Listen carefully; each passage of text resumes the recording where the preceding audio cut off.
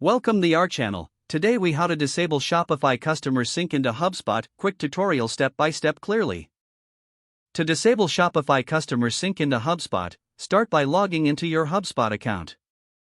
Navigate to the settings by clicking on the gear icon in the top right corner. In the left sidebar, scroll down and select Integrations. Under Integrations, click on Connected Apps. Locate and select the Shopify integration from the list of connected applications.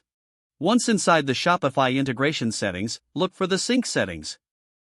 Find the option labeled Customer Sync or similar. Toggle off the Customer Sync feature to disable it. After disabling the sync, be sure to save your changes. Exit the Settings menu by clicking the back arrow in the top left corner.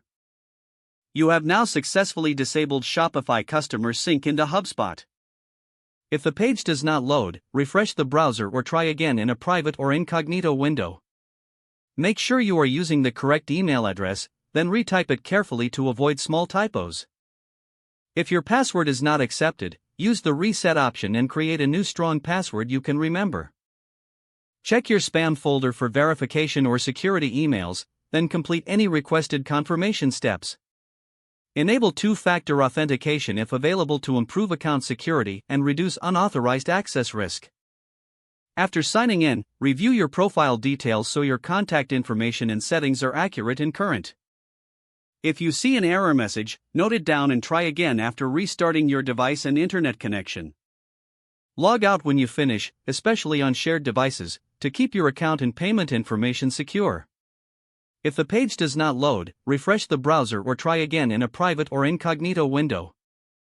Make sure you are using the correct email address, then retype it carefully to avoid small typos. If your password is not accepted, use the reset option and create a new strong password you can remember.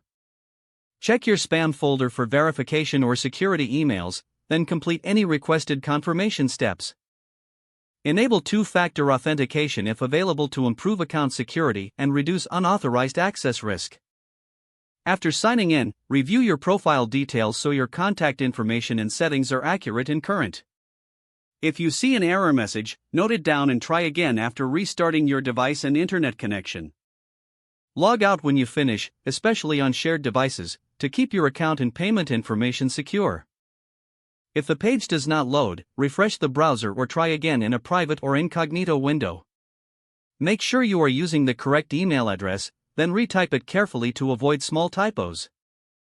If your password is not accepted, use the reset option and create a new strong password you can remember. Don't forget to like this video and subscribe to our channel for more step-by-step tech guides.